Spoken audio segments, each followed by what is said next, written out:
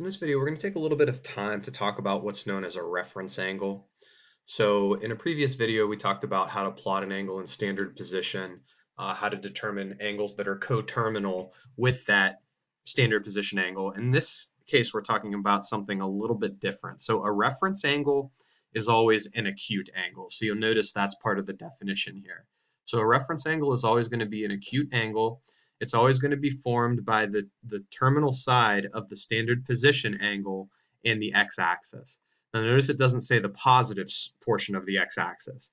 So when we plot an angle in standard position, we always start along the positive stretch of the x-axis, and then we open up to where that angle is supposed to end. So this angle here is denoted by the Greek letter alpha. The reference angle and the actual angle are the same when that angle ends up in the first quadrant when you're plotting an angle that's beneath 90 degrees, because you're already dealing with an angle that is acute and makes an angle with the x-axis. Now check out what happens when you plot an angle alpha that ends up putting you into the second quadrant. So you start with your standard position angle along the positive stretch of the x-axis. You open up beyond 90 degrees this time around. Notice that this angle alpha is an obtuse angle. It is not an acute angle. Therefore, it is not the reference angle whenever you end up with an angle plotted in the second quadrant. The reference angle is actually the angle that you see right here, right? We make an acute angle with the x-axis by moving over and looking at this smaller angle as opposed to this bigger angle. Now, this should be pretty straightforward to determine what the value of this angle is. If we've plotted alpha, the angle alpha, in standard position, alpha and the angle that I've highlighted here, they are supplementary, right? They're going to sum to 180. So if I just take 180 minus that angle alpha, that gives me what I end up with right here. Some teachers might urge you to try to memorize how to determine that reference angle whenever you plot one in the second quadrant. Honestly, I think it's best to just kind of plot the standard position angle and then just use geometry, use reasoning to determine what the reference angle is. Once again, if we plot an angle in the third quadrant, we don't get the opportunity to call alpha the reference angle. So let's think about plotting an angle in the third quadrant. If we're plotting an angle in the third quadrant, we start along the positive x-axis. We're opening beyond 180, right? So if we're opening beyond 180, the acute angle between the terminal side, the angle, the line that you see right here, and the x-axis, the acute angle is formed right here. So there is the reference angle when we plot a third quadrant angle. Now, how can you determine that? Well, if you think about alpha being above 180, if I subtract 180, if I subtract this amount off of alpha, that's going to leave me with that difference that I see between the negative section of the x-axis and that terminal side that's plotted down in the third quadrant. Again, another teacher might ask you to memorize this. I honestly think it's easiest to determine just by reasoning it out. Plot the standard position angle and then figure out what your reference angle is. We're going to do an example here in a minute or so after we finish our discussion about what happens in the fourth quadrant. And you'll hopefully see what I mean by not necessarily needing to memorize these special circumstances. Let's say we're plotting a fourth quadrant angle. So this would be 90, this would be 180. If I'm coming down to here, that would be 270 degrees. So let's say we're plotting an angle that's above 270 degrees. So I plot this angle that's above 270 degrees, which puts me down in the fourth quadrant here. If I'm thinking about what the reference angle is going to be, it's not going to be the angle alpha. It's not going to be clear around here. Reference angle always has to be acute, and it always has to be formed with the x-axis. So the reference angle is actually whatever the angle is that I just highlighted right there. So think about this. If you were doing a complete 360 degrees, you would get back to the x-axis. You aren't doing a full 360, you're stopping a little bit shy of that. So if you take that full 360 and you subtract off the angle that you're actually plotting, that's going to give you the reference angle that sits within the fourth quadrant there. And again, I think it's easiest to determine these with reasoning and not necessarily memorizing the results that you see here. I guess the one thing that I haven't mentioned during this discussion yet is why we want to be able to call out these reference angles.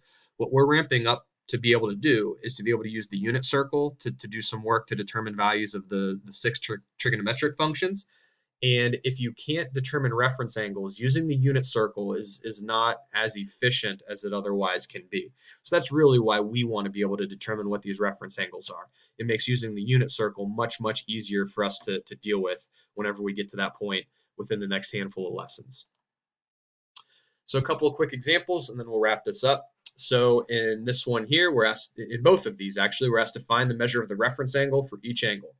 So the first angle that you see here is 120 degrees. So we would like to start by plotting the standard position angle. I'll try to do this in a different color. Why don't I use red? So if I'm plotting a 120-degree angle, I'm going to have the initial side of that angle on the x-axis, and then I'm going to have the terminal side. Well, think about 120 degrees. It's going to be beyond 90, right? So 90 would be, if I just put another line straight up along the y-axis here, I need to move 30 degrees past that. So if I'm moving 30 degrees past that, what I'm going to end up with for my 120-degree angle is going to look something like this, right? So let's think about where our reference angle sits. So by definition, a reference angle is always an acute angle formed by the terminal side, that's the side that we just plotted, and the x-axis. Not necessarily the positive side of the x-axis, but either side of the x-axis that you have to look toward to get that acute angle. And hopefully it's pretty obvious that the acute angle here is going to be over in the second quadrant. Now let's think about what we just said. When we plotted this angle 30 seconds ago, we said that we had to move 30 degrees past 90. So if this is 30 degrees, how much do I have left sitting here to get back down to the x-axis? It's hopefully pretty obvious that that's going to end up being 60 degrees. So that's how you can use reasoning to not have to rely on these little results that you see within the second, third, and fourth quadrant diagrams here. Does 180 degrees minus 120 degrees, right? We ended up in the second quadrant. So if I take 180 and I subtract 120, does that get us, whoops, does that get us 60? Yeah, for sure. 180 minus 120 gets us 60. But rather than having to memorize those results from the previous screen and possibly even having to tweak them if you're dealing with a negative angle, if you're dealing with an angle that's above 360, I think it's easiest just to use the sort of reasoning that we just went through right here. So because we moved 30 past 90 to get that angle plotted, we know there's 60 degrees left. And the reference angle always has to be the acute angle between the terminal side of the angle that we plot and the x-axis. So we've got one more here. Now this angle is a negative angle, so when we plot this angle, we have to be a little bit more careful. I'm going to go through the same process. So standard position angle is always going to have its initial side along the positive stretch of the x-axis. So there is my initial side. Now, if I'm plotting a negative angle, I'm not going to move through the positive y values when I open up to this angle. I'm going to move through the negative y values initially. So if I'm going to negative 135, I'm going to use the same thought process. If I go negative 90, that puts me to right here, right? So if I came straight down the y-axis, that would be a negative 90-degree angle. So going negative 90 gets me to this position. How much further do I have to go to get to negative 135? Well, if I've already gone 90 and I've got to get to 135 total, I think I've got 45 more degrees to go. So I'm going to move 45 degrees into the third quadrant here. So if I do that, that's going to end up putting me halfway through the third quadrant, right? 45 degrees is half of 90. So I'm moving, half of the distance between the negative stretch of the y-axis and the negative stretch of the x-axis, right? I go 90 degrees here through the fourth quadrant. I'd go another 90 degrees here through the third quadrant. I don't need to move that full 90 through the third quadrant. I need to move half of that. I need to move 45 degrees. So hopefully it's pretty obvious how we're able to plot the standard position angle. Now can we call out the reference angle? Hopefully you already realize what it is.